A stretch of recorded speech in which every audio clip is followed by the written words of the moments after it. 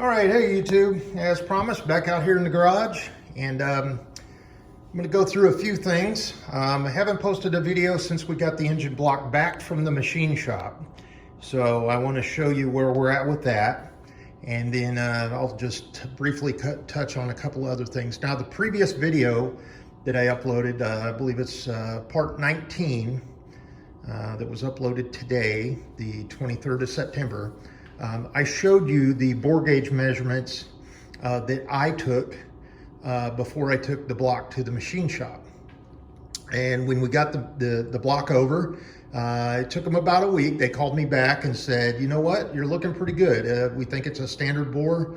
We'll clean up the cylinders for you. We'll tap out the head studs and clean out the oil galleys as much as we can. We'll put it in a hot tank and you'll be ready to get it back in about a week. And sure enough, 2 weeks later, from dropping it off, we got it right back. And here's the packing slip. And here you go. Disregard the prices. That's just where I went. Dropped it off on the 17th. So what they did was they did hot tank the block. You know, they have hazmat discharge or disposal fee. Mag cleaned the box, check it for any kind of cracks, cleans all the pistons, the rings, and then they glass beat it, and I'll show you those in just a minute. They used a flex hone in the cylinder, and they broke the glaze, and then they did the final rinse, and then shop labor was where they went in and actually you know, tapped the threads for us and everything like that. You see it's 1946 134 Willys flathead, standard board 3.125. Now if you look at the manual, the specs on that is 3 1/8, but if you really dive in it, it says there's a range. It's 3.125 to 3.127, and then you've got up to 0.004 wear piston clearance between the cylinder wall and the piston. They magged it okay check, non-hardened seats. They said they were pitted bad. Now that has to do with unleaded fuel being used, and then also they asked if we want to put the hardened seats in the valves, and we elected not to do that. They cleaned up really nice, just lapping them in with some valve grinding compound, and of course they held a seal and everything like that before we pulled the head. So we're going to be real good on that.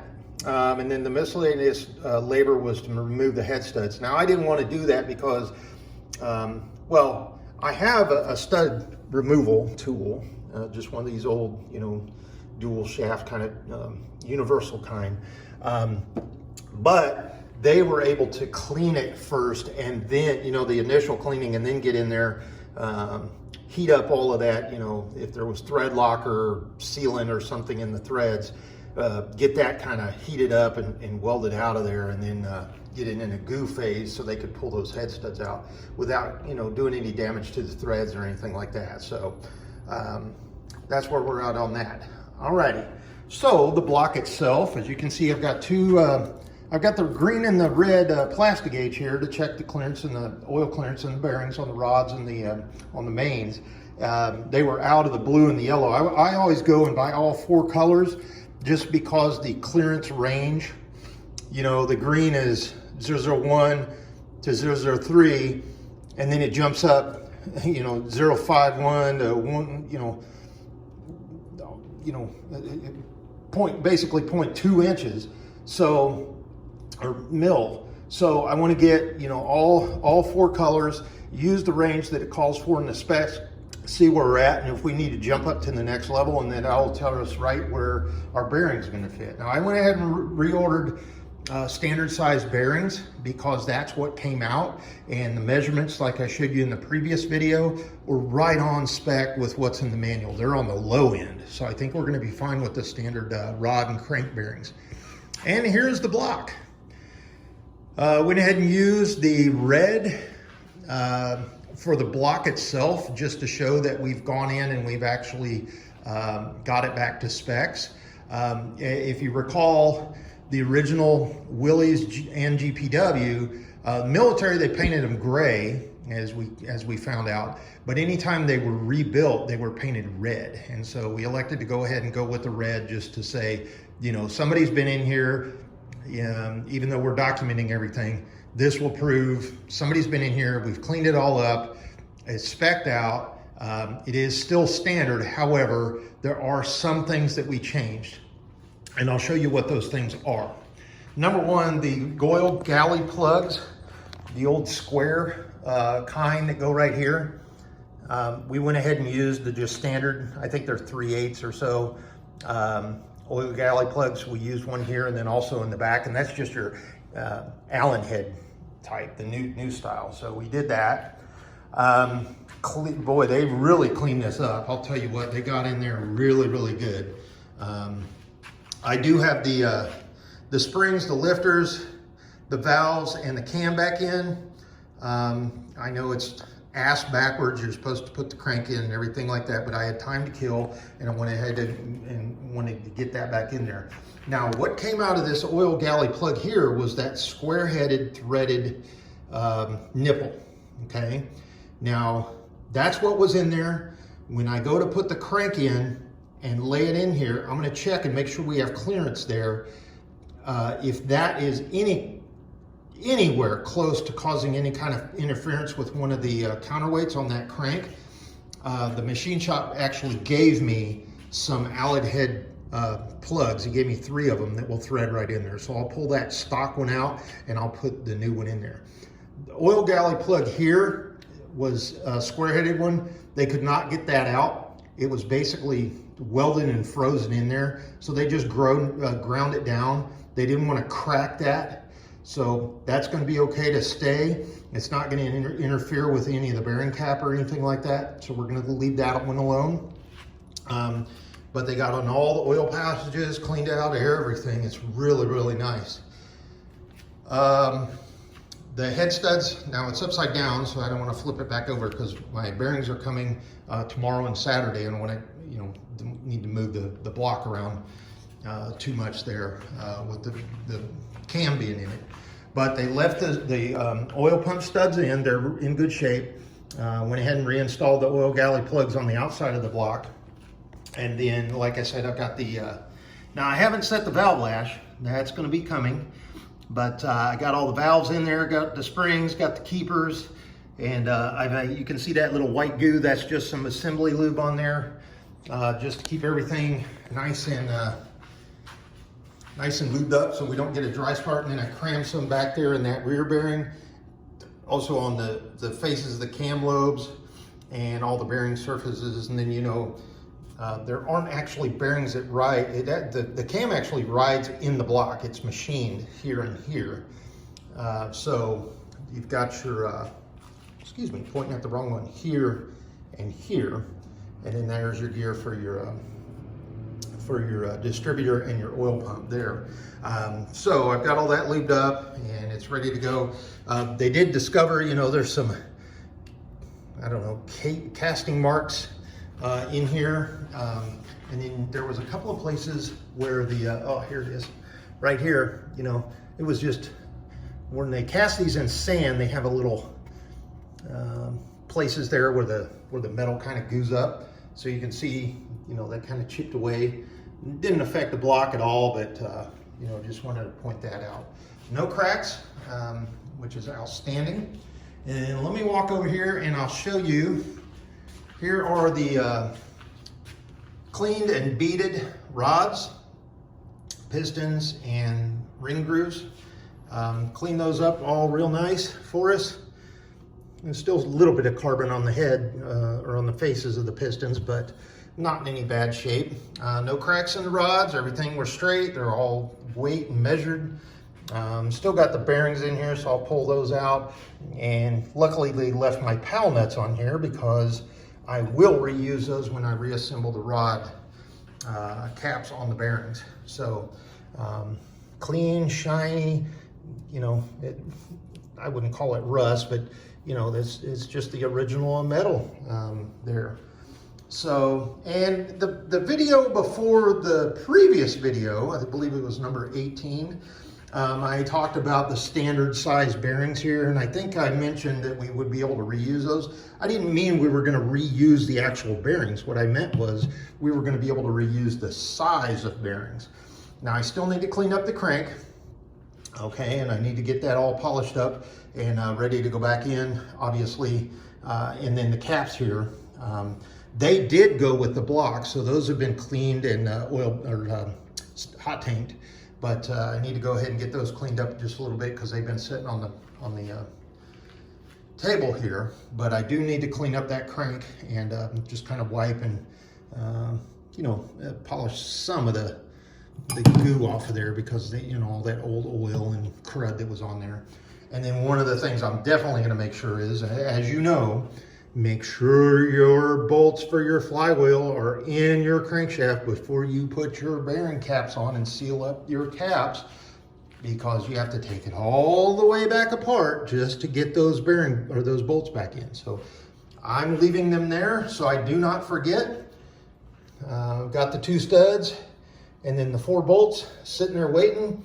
And then when I actually get the rear seal, we're going to go with the neoprene seal. When I get that, I'm going to actually make sure that it's going to seal on that bearing surface there of the crank, because we are not going to be reusing the stock rope seal that you burnish into the bearing area there. So we want to make sure that seals, because if you have any gap where that bearing, where the 2 half faces made up, oil just basically shoots out the back, hits your flywheel, gets all over your clutch, and then you've got major problems. And there's not really a way to do anything about that but pull the engine all the way back out, take off the oil pan, pull the crank and the rods, redo that rear seal, and starting basically all the way over, and we do not want to do that. I'm going to go ahead and paint the cylinder head probably the gloss black that it called for stock, because nothing's been done to that other than been cleaned up, and everything's looking good on that. So that'll look real nice, a red block with the black head, the black water pump, black timing cover, black oil pan. It'll look real nice in there, in this frame that is so clean, except there's dust on it. Oh no. And well, speaking of that, here you go. Got everything all painted up. I actually did that earlier this week. Just using that standard engine paint, high temp paint. I know it doesn't call for high temp paint, but I go ahead and use it because it's got a much better flash point to where you can get multiple coats on quickly, and it's heat resistant, especially on your exhaust manifold and your intake manifold, but also some of these places that have just a little bit of heat going, like your timing chain cover and especially your valve cover, side cover plate there. So went ahead and used the high temp paint. What we're using is, and I will show you, actually bought it at O'Reilly's, VHT. Now, the reason I use this is because it says up to 550 degrees Fahrenheit. I believe it's the Duplo color engine paint, engine enamel, high temp. It only goes up to 500 degrees. So we're getting a 50 degree difference. I'm thinking when the engine's, after it's been running, I know it's not gonna get that hot, but think about this, you're out in the desert, you're out in Southern California, something like that, and it's 120 degree day out there, plus you got a 300 degree engine after it's cooled off, and now you got a 300 and so degree here. So you're talking right in that 400 to 500 degree range, where I think we're gonna go with I'm glad we went with the higher temperature paint. The radiator came back from the shop. They did braze the filler neck here, where your radiator cap, cleaned all that crud out of in there, you can see. They hot tanked it and they pressure tested, and everything looks really nice. Got it back. It was painted up, but it wasn't to my standards, so I went ahead and I threw a little bit more paint on here, just to make sure that it looks back to stock the way it was. Now, I went with a flat black on this because I didn't want it to, kind of stand out and pop. And you know, your radiator kind of needs to disappear behind that grill, and so that's why I went with the flat black there. And I actually got it all down in the fins and everything like that. There's a couple of places where it's been bent, you know, and things like that. And then the original video, when I showed you when this was still in the frame, and as you saw that corrosion and stuff that ran down the front and it broke a couple of plates out, well, that was just the horizontal fins that just kind of corroded away. So these are all nice and solid. You can hear that. So it's good radio. And you know, it's original bronze, so you don't have to worry about going and getting an aluminum radiator and then worrying about what kind of antifreeze to use and is it going to last as long and all that. 75 years this baby has lasted. It's going to last a little longer. Alrighty, now I wanted to show you also, this is the clutch that came out, the friction disc. As you can see on one side, it's almost down to the little brass tabs there, okay? But then,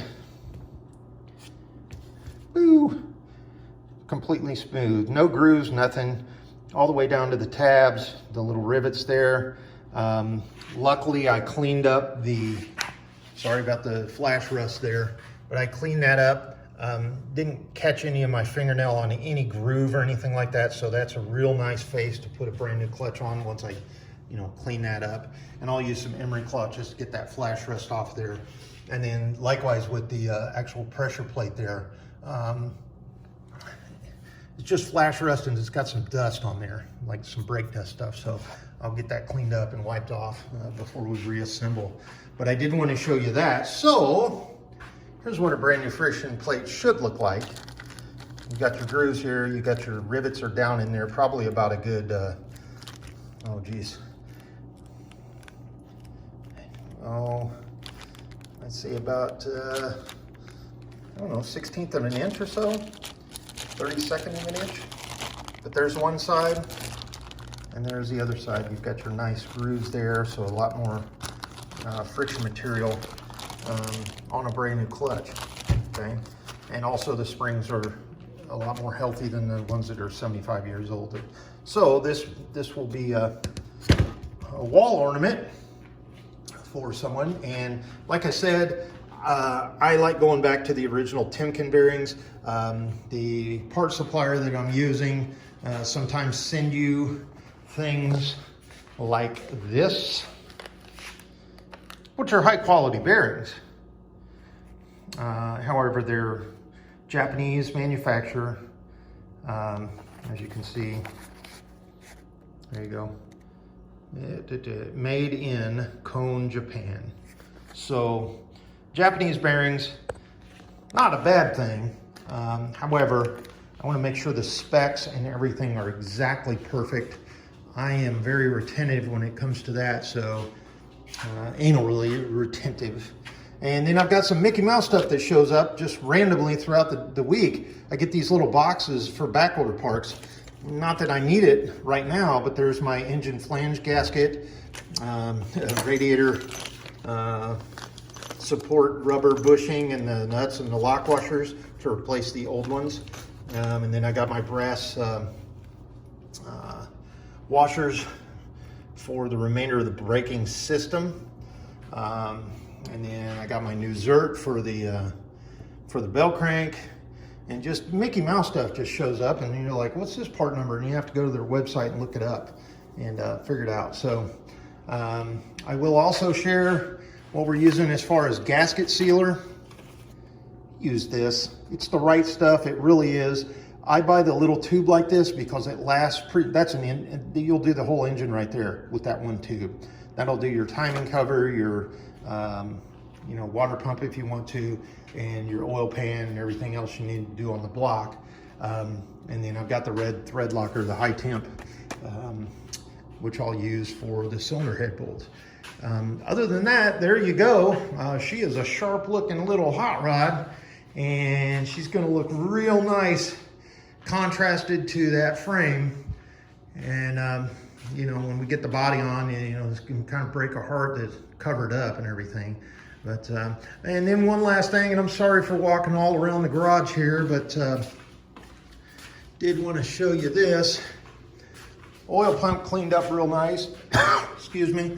I'm gonna go and, you know, soak that a little bit more, but it's spec'd out. I checked all the gears and the wear pattern and everything like that. There's no chipped teeth, either here or inside the pump. There is no shim in the spring for the oil pressure. I guess you call that the little plunger. So that's a real good thing. You know, it's the original spring, so I've got a replacement on the way. We'll replace just the spring, get that back. One thing that I failed to buy though, darn it, is the gasket that goes behind this, this bolt that holds your spring and your plunger in the side. So I need to get one of those. I'm gonna make sure I get the right size, obviously. And then this is just the residual stuff that's got to go back in the block. I went ahead and bought the replacement bolts. I got 2 of them just to replace that inspection cover on the bell housing. And then the oil pump pickup here, clean that all out. I actually took off the cover and the screen was coated with just as much sludge that was at the bottom of this oil pan. So I don't even know how much oil was making through the system, but probably not much. And it probably affected the oil pressure because there was hardly anything on that screen that would have sucked oil up. There was kind of some fibrous material in there too. Now, I don't know if that's a disintegrated gasket material or what, but 75 years ago, it could have been the Cosmoline or something they had in the block, but it had clogged that up pretty darn good. So got that all cleaned out. Got a few things soaking in the chem dip there. Ran out of the CLR I was using. Luckily, I'm not gonna need any more that I know of unless I get down into this box of parts with the drive shaft, and then on down there is the steering and the steering gear and everything like that. So might be one more trip to the store, but other than that, yeah, I've just got random parts sitting around that go to, you know, individual areas of the engine or the frame or the body. I've got an entire box over here that I can't do anything with, like the because I don't have the shackles. So I've got the U-bolts here. I've got the what are these? What are these? Oh, the drive shaft yokes, and then I got my steering tie rod ends. I got the shocks, and, you know, just miscellaneous gaskets in there and things that need to go in this frame, but I can't do anything because I'm still waiting on those shackles. Once I get those, boom, there's going to be like a flurry of activity on this frame, because there are the springs, there's the U-bolts, there's the axles are back in. You know, I can get it up on tires if I need to, and get it back on my dolly rollers, move it around, and these stands can go out. We can actually get the transmission back into the frame, and then once the block's back together, boom, that goes on, and then the radiator, the steering linkage, we're all ready to go. Just waiting on just 2 things. And, oh, and then the brake lines. The preformed brake line that would go from the master cylinder to the front frame, and then from the master cylinder to the rear frame. And I've already got the little rubber replacement brake lines there that go from the axle up, right? But I don't have the preformed brake line kit. So I don't know if those are stuck in those shipping containers and you know, sitting in those cargo ships off the port of Los Angeles, but come on, it's been a couple of months here. Let's get this stuff together. As you can tell, I'm getting a little antsy. I'd like to see this back a little bit further along than what I've got it. But once that happens, then we've got to start worrying about body and paint. Now with that, I've been researching welders just to see, you know, when we called around to find out what body work was going to be on this, it was absolutely insane. And apparently the owner has a friend of a friend of a friend or something that's going to come over one day on the weekend and try to do something, and I don't know. Anyway, a home 110 welder runs about 400 bucks. It's been about 10 years or so since I've MIG welded but I think it'll come back pretty quick. And I might volunteer to actually assist with that. I've already said that I would clean up the body and I would get it prepped. But if I just need to plug weld some hat channels and maybe that toolbox back in, it might not be that much labor. And if we're talking a welder is $400, another 100 for a argon CO2 tank and face shield, I mean, it might be worth it. And just factor that into what we think the paint and the body work should cost, and see where we go from there. So I'll talk more about that with him and see what he wants to do. It may come down to where he might be out of budget and he just wants to throw the body back on and let somebody else finish it. I don't know. But this is coming along nice. So whoever gets it next is going to have a hell of a good starting point, or they might choose to keep it and then we'll just finish it all out, and then he'll have his $25,000 to $30,000 Jeep like it should be. So more to come, and thanks so much for watching. And next couple of videos, you'll see this unclustered. We will have this all boom, boom, boom. I've got my fingers crossed right here. Here you go. So we got to uncluster the fuck out here and get it back together. We'll talk to you soon. Bye.